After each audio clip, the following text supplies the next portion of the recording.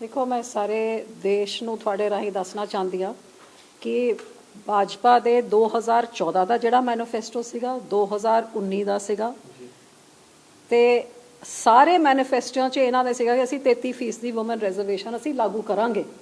ਲੇਕਿਨ 2014 'ਚ ਸਰਕਾਰ ਬਣਨ ਤੋਂ ਬਾਅਦ ਨਾ 5 ਸਾਲ ਤਾਂ ਲੈ ਕੇ ਆਏ, 19 'ਚ ਬਣਨ ਤੋਂ ਬਾਅਦ ਨਾ ਤਾਂ ਲੈ ਕੇ ਆਏ, 24 ਦੀ ਇਲੈਕਸ਼ਨ ਵਾਸਤੇ जब 6 महीने रह गए सी एक बार फिर इसी तरह स्पैशल सैशन बुला के इस नवे पार्लीमेंट दे विच बड़े धूमधाम दे नाल इन्हां ने 33% विमेन रिजर्वेशन बिल 20 सितंबर 2023 ਨੂੰ सारी पार्टियां ने यूनैनिमसली पास कर दिता ते सारी पार्टियां ने उस टाइम कहा सी कि जिवें 545 ਦੀ ਪਾਰਲੀਮੈਂਟ ਹੈਗੀ ਤੁਸੀਂ ਇਹਦੇ ਵਿੱਚ ਹੀ 33% ਲਾਗੂ ਕਰਕੇ ਅਗਲੀ 2024 ਦੀ ਚੋਣ ਰਿਜ਼ਰਵੇਸ਼ਨ ਦੇ ਨਾਲ ਕਰਾਓ ਤੇ ਪੂਰੇ ਔਰਤਾਂ ਨੂੰ ਵੀ ਬਹੁਤ ਦੇਸ਼ ਭਰ 'ਚ ਬੜਾ ਉਤਸ਼ਾਹ ਸੀ ਕਿ ਅਖੀਰ 'ਚ 75 ਸਾਲ ਬਾਅਦ ਸਾਨੂੰ ਸਾਡੇ ਹੱਕ ਮਿਲ ਰਿਹਾ ਹੈਗਾ। ਲੇਕਿਨ ਹੈਰਾਨੀ ਤੇ ਦੁੱਖ ਦੀ ਗੱਲ ਆ ਸੀਗੀ कि बड़ा ढंडोरा पिटा के सारे देश भर च रौला पा के सारी आप दी वुमेन MPs नूं बधाइयां दिलवा के इन्हां ने सारा ड्रामा तो पूरा रचिया। लेकिन बिल च निकलिया कि बिल च आ निकलिया कि आ लागू तां होगा जद सेंसस होगा। सेंसस कदों होगा उसकी कोई डेट ही नहीं लाई।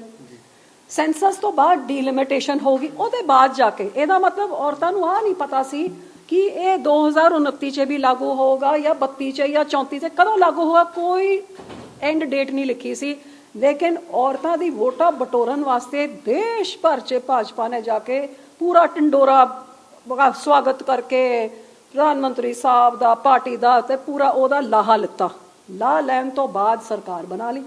2024 च सरकार बनी ते रिजर्वेशन दे बारे एक शब्द तक नहीं बोलिया, मुंह तक नहीं खोलिया सेंसस तक ही शुरू करनी सी।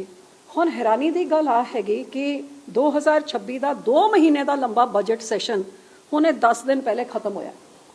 ਇਹਨਾਂ 2 ਮਹੀਨਿਆਂ 'ਚ ਇਹਨਾਂ ਨੇ ਇਸ ਬਿੱਲ ਦੀ ਕੋਈ ਚਰਚਾ ਨਹੀਂ ਕੀਤੀ।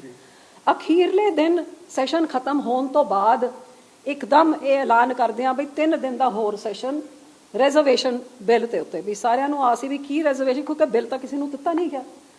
ਹੁਣ ਜਿਹੜਾ ਕਹਿੰਦੇ ਸੀ ਪਹਿਲੇ कि नहीं जी असी 24 च लागू नहीं कर सकते क्योंकि सेंसस भी जरूरी है तो डिलिमिटेशन भी हुण आप ही ये नवा अमेंडमेंट बिल लैके आए ने कि सेंसस की तो लोड़ ही नहीं। क्यों लोड़ नहीं है?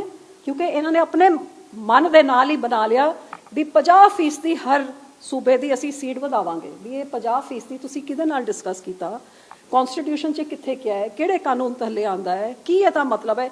कोई सलाह मशवरा नहीं।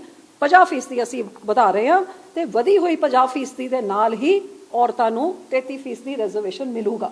ਤੇ ਹੁਣ ਇਹ ਅਮੈਂਡਮੈਂਟ ਸਾਰੇ ਜਣੇ ਪਾਸ ਕਰਨ, ਜੇ ਨਹੀਂ ਕਰਨਗੇ ਉਹ ਔਰਤ ਵਿਰੋਧੀ ਨੇ। ਮੈਂ ਤਾਂ ਕਹਿੰਦੀ ਔਰਤ ਵਿਰੋਧੀ ਤਾਂ ਇਹ ਖੁਦ ਹੀ ਨੇ। ਜਿਹੜਾ ਤੁਸੀਂ ਕਨਸਟੀਟਿਊਸ਼ਨ ਨੂੰ ਅਮੈਂਡ ਕਰ ਰਹੇ ਹੋ 80 ਸਾਲ ਔਰਤਾਂ ਨੇ ਇੰਤਜ਼ਾਰ ਕੀਤਾ ਵੀ ਸਾਨੂੰ 33% ਦੀ ਮਿਲ ਜਾਏ। ਅਸੀਂ 75 ਔਰਤਾਂ ਹੈਗੀਆਂ ਜਿਹੜੇ ਉੱਥੇ ਜੇ ਹੁਣੇ ਤੁਸੀਂ ਲਾਗੂ ਕਰੋ ਤੁਹਾਨੂੰ 100 ਸੀਟਾਂ ਹੋਣਗੀਆਂ ਹੋਰ ਜਿਹੜੀ ਆਦਮੀਆਂ ਦੀ ਡਿਸਪਲੇਸ ਹੋਣਗੀਆਂ।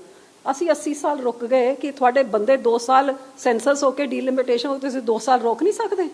ਨਹੀਂ, ਕਿਉਂਕਿ ਮਨਸ਼ਾ ਕੁਝ ਹੋਰ ਹੈ। ਮਨਸ਼ਾ ਆ ਹੈਗੀ ਕਿ ਗੱਲ ਤਾਂ ਆਪਾਂ ਕਰੀਏ ਕਿ ਜਿਹੜਾ ਸਪੋਰਟ ਨਹੀਂ ਕਰਦਾ ਉਹ ਵਿਮਨ ਵਿਰੋਧੀ ਹੈ, ਲੇਕਿਨ ਔਰਤਾਂ ਦੀ ਰਿਜ਼ਰਵੇਸ਼ਨ ਦੇ ਆੜ ਵਿੱਚ ਮਨ ਧੜੰਗ ਦੀ ਆਪਣੀ ਡੀਲਿਮਿਟੇਸ਼ਨ ਇਹ ਕਰਨਾ ਚਾਹੁੰਦੇ ਨੇ। ਡੀਲਿਮਿਟੇਸ਼ਨ ਕਮਿਸ਼ਨ ਇਹਨਾਂ ਦੀ ਆਪ ਦੀ ਹੋਗੀ। ਡੀਲਿਮਿਟੇਸ਼ਨ ਕਮਿਸ਼ਨ ਦਾ ਕੰਮ ਹੁੰਦਾ ਹੈ ਕਿ ਸੈਂਸਸ ਦੇ ਆਧਾਰ 'ਚ ਇਹ ਸੀਟਾਂ ਵਧਾਉਣ, लेकिन वो काम तो कमीशन तो छीन लेता, आप ही फैसला करता भी सीटा कितनी बदन गया। तो फिर कमीशन का काम की है बस बाउंड्रीज तुसी रीवर्क कर लो, वो बाउंड्रीज भी इस तरीके नाल करो जिहदे नाल सरकार नूं फायदा होए। सो हर पक्षों डेमोक्रेसी नूं कॉन्स्टिट्यूशन तो छिक्के ते टंगिया जा रहा हैगा। अज जद 580 सीटां हो जाणगियां लोक सभा दी, राज्य सभा दी तो होर कमज़ोर हो जूगी। राज्य सभा बनी इस करके सी कि बिल लोक सभा ते राज्य सभा दोवां विच पास होण। जे कोई लड़ाई पै जाती है तो फिर स्पीकर जॉइंट सैशन बुलांदा है तो जॉइंट सैशन 'ਚ वोटां होंदियां ने। तो हुण जद साडी सीटां 850 हो जाणगियां तो राज्य सभा अजे 200 'ਚ 125 'ਚ 200 'ਚ खड़िया रहूगा तो फिर जॉइंट सैशन भी बुला लो, नतीजा तो वही निकलूगा जिहड़ा लोक सभा 'ਚ निकलूगा। सो हरेक तरीके तो डेमोक्रेसी नूं कमज़ोर करके मन धड़ंग कानून ला के आप दे बलबूते 'ਚ ਤੇ ਵੱਡੀ ਗੱਲ ਆ ਕਿ ਜਿਹੜੀ ਇਹ ਕਨਸਟੀਟਿਊਸ਼ਨਲ ਅਮੈਂਡਮੈਂਟ ਵਾਸਤੇ 2/3 ਮੈਜੋਰਿਟੀ ਚਾਹੀਦੀ ਹੈ, ਹੁਣ ਤੇ ਉਹ 2/3 ਮੈਜੋਰਿਟੀ ਵੀ ਹਟਾ ਰਹੇ ਨੇ। कि हुण तो सिर्फ पार्लीमेंट 'च ਇਹ फैसला करन भी ਕਿਹੜਾ ਸੈਂਸਸ यूज़ करना है। इस किसी सूबे 'ਚ ਵੋਟਾਂ ਹੈਗੀਆਂ ਤਾਂ डिलिमिटेशन ਇੱਥੇ करा लो, किते 2011 ਦਾ यूज़ कर लो, किते 26 ਦਾ यूज़ कर लो, किते ਜਿਹੜਾ मर्जी यूज़ करना है कर लो, जिवें मर्जी डिलिमिटेशन करानी है वो अपनी कमीशन तो करा लो। सो ये तो मैं समझदी ਹਾਂ भद्दा मजाक। पहले तो औरतां दे ਨਾਂ ਤੇ जिन्हां ने अज ताईं उन्हां नूं नीयत औरतां देख रਹੀਆਂ ਨੇ किहदी की नीयत सी, ना कांग्रेस ਦੀ ਸੀਗੀ ਤੇ ना ही इन्हां ਦੀ हैगी, क्योंकि पहले भी इन्हां ने रोकिया ਤੇ ਅੱਜ भी रोकण ਦਾ एक होर ਇਹ ਕੰਮ कर रहे ने। ਹੁਣ पास कराने वास्ते किहदे नाल की समझौता करदे, क्योंकि ईडी CBI इनकम टैक्स रेडा तो साडे सूबे 'ਚ भी कईयां दे उत्ते होईयां ने। सो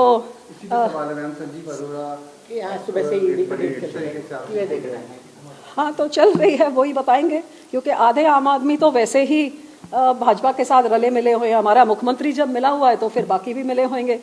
तो हाँ, ये अभी नहीं मिले होंगे, जिस करके अब इनके ऊपर रेड चल रही है। इससे पहले मेरा ख्याल लवली यूनिवर्सिटी वालों के ऊपर भी चली थी। सो ये तो यही तो इनकी हथकंडे हैं जिनको अपनाते हैं और अपना काम निकालते हैं, और यही आम आदमी पार्टी राज्य में कर रही है विरोधी पार्टियों के साथ।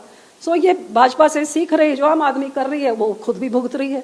सो दुख मुझे इस बात का है कि आज जो मुद्दा है, मुद्दा पंजाब में ये है कि 15 दिनों से 3 हफ्तों से फसलें मंडियों में रुल रही हैं। किसान को, जिनको ये भाजपा भी कहती थी आपकी आय दुगनी करेंगे, जो आम आदमी पार्टी कहती थी कि चुटकी में 5 मिनट में सारी फसलों की हम MSP देंगे। MSP तो क्या देना है, हड़ आते हैं, बाढ़ आती है, गड़े पड़ते हैं, मुआवजा तक किसी को नहीं मिला, क्योंकि SDRF का जो मुआवजा था वो आम आदमी पार्टी 12,500 करोड़ रुपए भगवंत मान खा गया।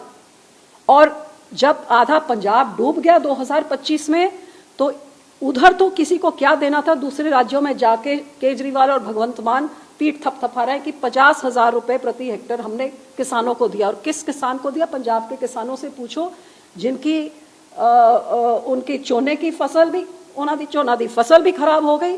अज गड़ियां दे नाल उन्हां दी कणक दी फसल खराब हो गई, ते जिहदी बच गई है जदों मंडी 'च लैके जा रहा है, 15-15 दिन इस मौसम की मार दे सामना करके ਉਹਦਾ ਦੀ फसल ਚੱਕੀ नहीं जा रही है। ਜਿਹੜੀ ਚੰਗੀ ਭਲੀ फसल है ਉਹਦੇ ਵਿੱਚ भी नुक्स ਕੱਢਿਆ जा रहा है।